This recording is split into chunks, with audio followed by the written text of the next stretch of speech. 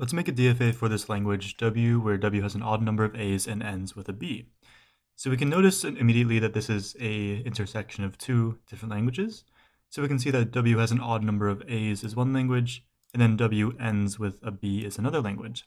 So let's create these two DFAs individually, and it'll help us make the complete DFA later. So we can start with this W has an odd number of A's DFA. So we're going to make our initial state as we always do. And let's say we transition on A to our second state. If we're at the second state here, then we know that we have 1A because it takes 1A to get here. We can see the only way to get to state 2 is by having an A. So we have 1A, and that's an odd number. If we send our algorithm back on A, then we can see that we need 2 A's to get back here. So you can see we kind of have 0 A's to be here, and then we have 1 A, now we're here. Then we have 2 A's, we're back here, and then we have 3 A's, we're back here. And so we just kind of keep swapping back and forth, if that makes sense. So this is how we can keep track of how many A's we have if it's odd or even. And obviously we want an odd number of A's, so this will be our except state. And B is not really relevant here, so we're just going to loop on B on everything. If we encounter B, we will just kind of just stay in place. That's what that means. And now we're going to make a DFA for this W ends with a B language. So we're going to start with our initial state. Let's call this state 1. And then let's say we transition on B to a state 2. And the idea is if we go to this state, that means the last character we encountered was a B. And if the string ends here, then we want to accept. So we can just make this an accept state, but we have to factor in, if there's an A. So what if it's something like BA? Well, we want to send it back on A, correct, right? Because, we want ends with a B and it ends with an A, obviously. So if we're here and it ends with an A, we're going to say, oh, wait, that's not correct. We're going to send you back. And then you can come back to the accept state if there's another B. Right, so, but what if there's a BB, for example? Well, when we come back on a B, so say we go B, let's use a different color, B, A, B, and then we need to loop on B on the accept state because this will still end in a B, so it's still valid, and we need to kind of account for if it ends in 2 B's, like that's still valid. So that looks like our DFA for this language. Oh, I forgot one thing. We need to loop on A on the initial state because, let me delete this really quick. Because we need to end with a B, that's the only thing we care about. If there's an A, then we just want to stay in place on the non-accept state because there's no way that language can be valid if, the last letter is an A. So we're just going to kind of stay where we are. So now that we have these two DFAs, what we can do is we can kind of combine them into one bigger DFA using these concepts. We need to get these concepts down because this bigger DFA will seem really complicated if we don't understand these two simpler DFAs. So let's start with the kind of the full DFA. This W has an odd number of A's and ends with a B DFA. So we can start initially by just copying kind of our W has an odd number of A's DFA. So let's start with our initial state and kind of do the exact same thing that we were doing kind of up here. Let's not make any accept states yet because we have to account for the other language ends with a B. So we're just going to kind of, copy it as it is for now.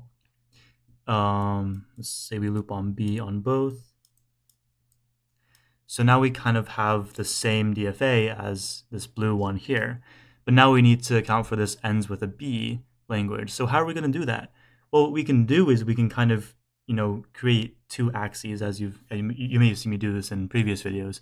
So we'll kind of have this this x-axis here for counting how many A's we have, and then we'll kind of have another axis going downwards where we'll count but we'll see if we end with a B or not.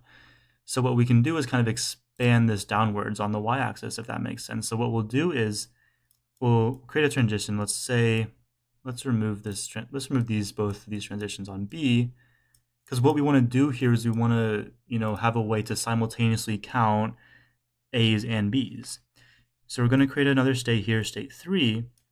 Now we're going to go to on state B. So now if we're here, this means that the most recent character we encountered was a B, and we have an even number of A's because we're here. And then if we create an identical kind of transition on this side, let's call this state 4. If we're here, then that means the last character we encountered was a B, and we have an odd number of A's, if that makes any sense, because to get here, we kind of need to do this. We need an A, and then we need a B to get here, and that has to be our last character. So we're always going to have an B as our last character and an odd number of A's here, and B as our last character and an even number of A's here, following kind of the same concept we saw with this blue DFA here, except now we're kind of just going downwards when we encounter a B. But now you're kind of wondering, how do we get back up? Well, due to this concept that we learned over here with the blue DFA, we need to swap sides every time we encounter an A, because that's how we're going to count how many A's we have and determine if it's odd or even. So say that we're on this B state here. Let's say we're on state 3 and we encounter another A. Well, we're going to want to switch sides again and go back up, kind of up to state 2 over here, because B is no longer our most recent character. So we don't want to be on this kind of area here, because this yellow area means that B is our last character. We don't want to be there anymore. We want to be up top where B is not our last character. That's what this yellow section means, right? So we kind of switch up here so we can maintain that count of A's. We still flip-flop back and forth between state 1 and, sorry, not state 1 and 2, but kind of this first half and this second half, we kind of switch back, and we need to make sure that we take that consistently.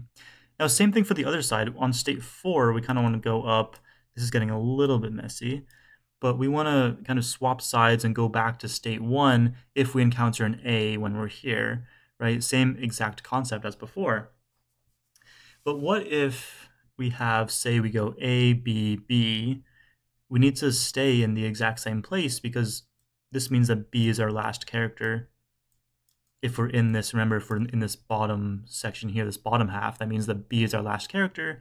And if we encounter another B, well, we're just going to stay in place because B is our last character, right?